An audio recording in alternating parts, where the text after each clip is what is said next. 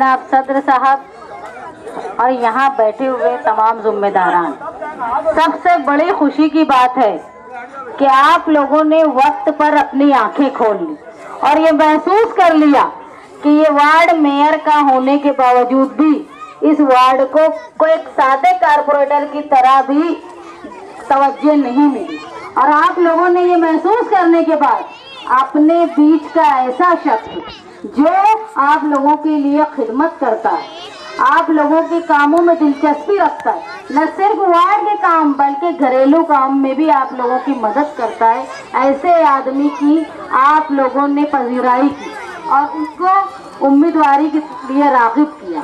एक बात आप समझ लो, अगर एक वर्कर चुन के जाता है तो वो वर्कर जो है वो दर्द रखता है समाज के हर शोबे का, लोगों की फिक्र करता है, इसलिए किसी वर्कर का चुन के जाना है वार्ड के लोगों के लिए खुशनसीबी की बात होती है।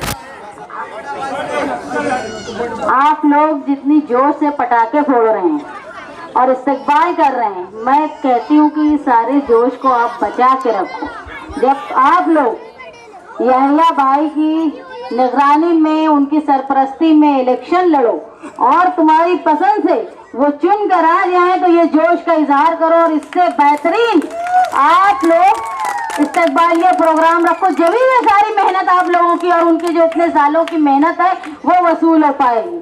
और याद रखो कि ये उनके फायदे की बात नहीं है, ये आपके इलाके के फायदे की बात है। जब आप अपने इलाके में कोई वर्कर को चुन के दोगे तो आप फर्क महसूस कर लेना कि एक मेयर को चुन के देने में और एक वर्कर को चुन के देने में कितना फर्क था, जो तुम्हारे दर्द का एहसास रखेगा। मैं यहाँ जिस रोड से चल आ रही थी वो आधी रोड बनी हुई थी और पता नहीं क्या हुआ कि आधी रोड बंद हो गई। ये क्या मामला है समझिए। कई जगह मैं परसों के रोज याया भाई के साथ 2-4 गलियां इस एरिया की घूमी, जगह जगह मैं देख रही हूँ कि बीच बीच में से रास्ते में काम अधूरा रह जाता है। कौन सा इंजीनियर आके ये काम करता है, कौन से इंजीनियर के अंडर में काम होता है, यही समझ में नहीं आता। कहीं रोड इतनी ऊंची होती है, कहीं बिल्कुल नीची होती, रोड खत्म होता समझ में नहीं आता। गटर के ऊपर जो देखेंगे तो खुला हुआ गटर है। मैं खुद आए थे मेरे साथ अर्जुन भाई, मुझे बोले देखना भाई कहीं गिर ना जाए। ये हालात है इस वार्ड के। आप ये समझ लो कि आपके वार्ड से मेयर चुन के गया है, दोनों मर्तबा का रहने वाला मेयर इसी वार्ड का नुमाइंदा था, और आपके वार्ड की क्या हालत है। तो आप समझ लो कि पूरे शहर को इन लोगों ने किस तरह खंडर बना के रखा है, जो अपने वार्ड की तवज्जो नहीं देते। आजाद अनवर साहब अपने अशार में बोल रहे थे, शेर का लक़ब दे रहे थे यहिया भाई को। शेर वही है जो पूरे 24 घंटा और 5 साल तुम्हारे बीच में रह के काम करता है। नहीं तो अभी एक नया ट्रेंड शुरू हुआ है, मैं अभी आ रही थी तो मोबाइल में देख रही थी, शेर इज बैक। तो ये इलेक्शन के टाइम में ही क्यों बैक होते हैं सारे शेर? नाम आ रहा था शेर इज बैक, अब शेर जिंदा था तो अरे शेर मरा कहाँ था अभी तक? इतने सालों से इलेक्शन हारने के बाद लोग अपने घर में घुस जाते, कोई आवाम का काम नहीं करते, और जब इलेक्शन आने लगता तो सारे शेर बैक हो जाते। तो ये बैक होने वाले शेर ये 5 साल कौन सी बकरी बन के घूमते रहते हैं? कहाँ रहते हैं ये? शेर वही है जो इलेक्शन जीतने हारने की परवाह ना करे। खिदमतगार वही है जो तुम लोगों के लिए तुम्हारे दुख सुख में, तुम्हारे तीर त्योहार में, तुम्हारे लॉकडाउन में, तुम्हारे पुलिस स्टेशन के मसाइल में, तुम्हारे रोड के मसाइल में हर वक्त तुम्हारे लिए खड़ा रहे। ये शेर नहीं है जो इलेक्शन हार गए तो घर में घुस गए। फिर अगर इजलास आया तो अभी मैं आ रही थी तो मैंने देखी कि भाई शेर इज बैक आने लगा, तो मैं सोच रही थी कि ये शेर बैक हुए तो पहले कौन सी बकरी बने बैठे थे इतने सालों से? इलेक्शन हार गए। अरे वर्कर वो है, खिदमतगार वो है जो इलेक्शन के नतीजे की परवाह किए बिना लोगों की खिदमत करे। सिर्फ इलेक्शन के वक्त आपके लिए आ जाए वो तुम्हारा हमदर्द नहीं है, वो खुद का हमदर्द है कि इलेक्शन के टाइम में तुमको पूछता है, फिर कर्जेदारों के डर के मारे इधर उधर छुपता है। आप लोग जमूर नगर के इलाके में रहते हैं, इसलिए आपका ताल्लुक कहीं ना कहीं साथी निहाल अहमद साहब के साथ है, क्योंकि आपके इलाके का नाम जमूर नगर इसलिए है कि करीब में जमूर हाई स्कूल का जो कारनामा है साथी निहाल अहमद साहब ने इसलिए किया था इस इलाके में कि यहाँ पे रहने वाली आबादी इंतहाई गरीब थी। शहर के दूसरे हिस्सों से या महाराष्ट्र के दूसरे हिस्सों से आकर यहाँ बसे थे। और साहब हमेशा ये बोलते थे कि रोटी, कपड़ा और मकान के बाद सबसे अहम ज़रूरत है वो है तालीम।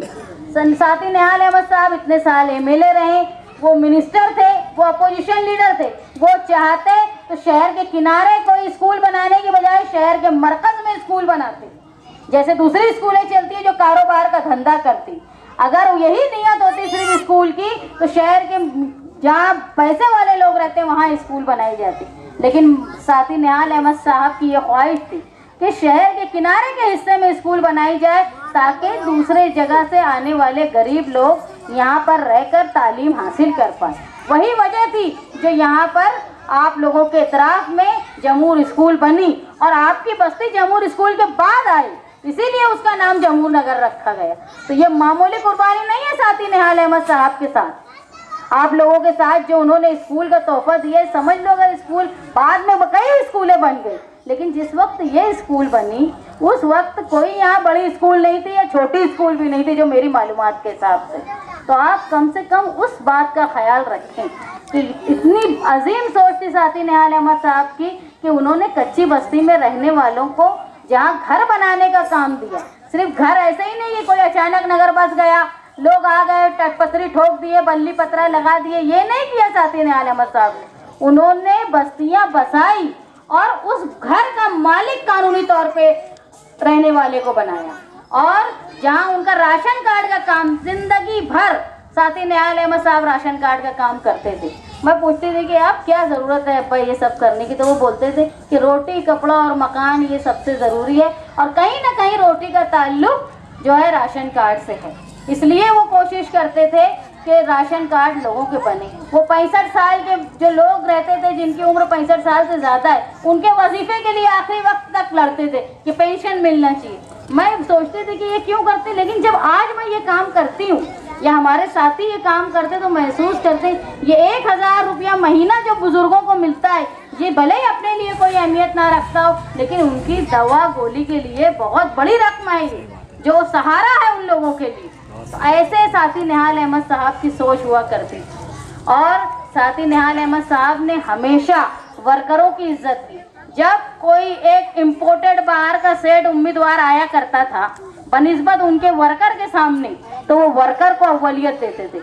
उनका ये कहना था कोई भी एमएलए या एमपी अगर वो म्यूनसिपलिटी, ग्राम पंचायत, पंचायत समिति का इलेक्शन नहीं लड़ा है तो वो अच्छा एमएलए एमपी साबित नहीं हो सकता, क्योंकि जो आदमी वार्ड का इलेक्शन लड़ता है वही दर्द समझ सकता है लोगों की। और आपके वार्ड में एक ऐसा दर्दमंद आदमी जो इलेक्शन लड़ने, जीतने, हारने की परवाह किए बिना आपके लिए काम करता रहा। ये याद रखो, वक्ती फायदा जो इलेक्शन के वक्त में आकर लोग लालच देते हैं उसमें आ जाना मतलब अपने 5 साल ज़ाय करना।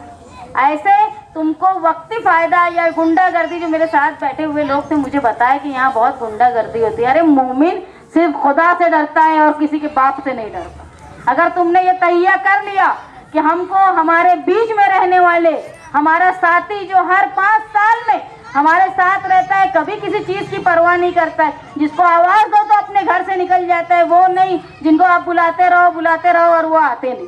आप चुन के चले जाते हैं यहाँ से, बड़ी बड़ी पोस्ट पा लेते हैं, लेकिन कभी भी आपके दुख सुख में शामिल होते नहीं। अरे यहाँ तक कि उन्होंने ये परवाह भी नहीं की कि मैं इस वार्ड से मेयर बन रहा हूँ या मैं मेयर बन रही हूँ, अगर लोग मेरे वार्ड में जाके देखेंगे तो मुझ पर थूकेंगे कि क्या हालत है। उन्होंने ये चीज़ की भी परवाह नहीं की। तो ऐसे लोगों को, ऐसी पार्टी को इलेक्शन के वक्त आपको सबक सिखाना है और ये बताना है कि हम काम करने वाले को चुनते हैं। आप पूरे मालेगांव शहर में देख लो, अखबार पढ़ते हो, व्हाट्सएप देखते हो, आपको समझ में आता हो कौन सी पार्टी पूरे 5 साल काम करती रहती है। कौन लोग हैं जो काम करते हैं। एक राशन कार्ड का काम हो तो जनता दल ऑफिस पे काम होता है, एक वजीफे का काम हो तो जनता दल ऑफिस पे काम होता है। हर छोटे बड़े काम 5 साल जो है वो जनता दल ऑफिस पे होता है, क्योंकि हमारे वर्कर जो हैं वो मेहनती है, लोगों का दर्द रखते हैं। वो हमको बोलते हैं देखो ये आ रहा है, लोगों का फ़ायदा हो सकता है, अपनी ऑफिस से फॉर्म भर दो। दूसरी पार्टी वाले ये काम नहीं करते, क्योंकि उनको सिर्फ इलेक्शन में आना होता है, आप लोगों के सामने बड़ी बड़ी डींगे मारना होता है, और चुन के आने के बाद कभी वार्ड में झाँकने नहीं आते। आप ऐसे लोगों को खबरदार रहो, ऐसे लोगों से जब इलेक्शन आए तो अपनी वोट के जरिए उनको जवाब दो कि हमने उसको चुना जो हमारे बीच का था, जो हमारे लिए था और हमारे लिए काम करेगा। आप लोग यहाँ सब जमा हो गई, इतनी आपने, मैं मानती हूँ काबिले मुबारकबाद है जनता दल के लिए भी कि एक ऐसा सच्चा वर्कर जो सचमुच खिदमत खल्क का काम करता है। सिर्फ इस वार्ड के लिए नहीं है, ये अब्दुल जब्बार साहब काम करते हैं, शहर के दूसरे इलाकों के लिए भी अगर कोई उनके पास आता है तो वो बराबर उनका काम करते हैं। और मैं आप लोगों के सामने इस बात का वादा करती हूँ कि हमारा नुमाइंदा अगर इस वार्ड से चुन के गया तो आप फर्क देख लेना, ये आपके 10 साल और हमारे नुमाइंदे के 5 साल। हालांकि आपने फारूक सेठ का 5 साल देख चुके, वो जनता दल के उम्मीदवार जो यहाँ से चुन के गए थे, जब आप वो चुन के गए वो कोई मेयर भी नहीं थे, वो कोई सत्ता में नहीं थे, वो अपोजिशन में थे, लेकिन रोड का काम उन्होंने किया, नल का काम उन्होंने किया, गटर का काम उन्होंने किया। और उनके बाद के लोग जो यहाँ से चुन के गए और उन्होंने अपनी मेयर की कुर्सी भोगे, लेकिन उसके बावजूद आपके वार्ड का क्या हाल उन्होंने किया ये आप लोग मुझसे अच्छी तरह समझ सकते हैं। इसलिए मैं आपसे दरख्वास्त करती हूँ कि जनता दल को हम 2 नज़रियात पे चलाना चाहते हैं। एक साथी निहाल अहमद ने जो हमको नज़रिया दिया है, उसको चलाने के लिए हम नौजवानों का साथ चाहते हैं, उनका जोश चाहते हैं और बुजुर्गों की रहनुमाई। अगर आप लोग जनता दल का साथ देंगे तो हम ये वादा करते हैं आप लोगों से कि हम ये सारे गुनाह करने वाले, रिश्वतखोरी करने वालों को उनके अंजाम तक पहुंचाएंगे और एक नए मालेगांव का नक्शा खींच के आपके सामने पेश करेंगे। हम ये नहीं बोलते कि हम कोई ताजमहल बना देंगे, लेकिन दूसरों से अच्छा और बेहतर काम आपको हमारा नुमाइंदा करके बताएगा। इस चीज़ का वादा मैं जनता दल की सदर होने के नाते आप लोगों से करती हूँ और मैं उम्मीद रखती हूँ कि आने वाले इलेक्शन में आप जरूर खिदमत करने वाले इंसान को पहचानोगे जो आपके बीच में है। ऐसे आदमी का काम करोगे और चुन के लाओगे, उसके बाद आप फर्क देख लेना। यहाँ अदारे, अंजुमन और बुजुर्गान जो भी यहाँ मौजूद हैं, जिन्होंने मुझे बुलाया, इतनी इज्जत दी, जनता दल की कद्र की, मैं आप लोगों की शुक्रगुजार हूँ। जब भी हालात आप लोगों को हमारी महसूस हो, या भाई तो हम लोगों से जुड़े हुए हैं, लेकिन ऐसे भी अगर किसी चीज़ की ज़रूरत हो, किसी हालात में हमारी मदद की ज़रूरत हो तो हम लोगों को बुलाएं। हम लोग खिदमत खल्क को ही, सियासत को ही खिदमत खल्क का सबसे अच्छा जरिया समझते हैं। मैं शुक्रगुजार हूँ आप लोगों की और आइंदा भी आप लोगों के जो काम होंगे हम अभी भी करने के लिए पूरी कोशिश करेंगे।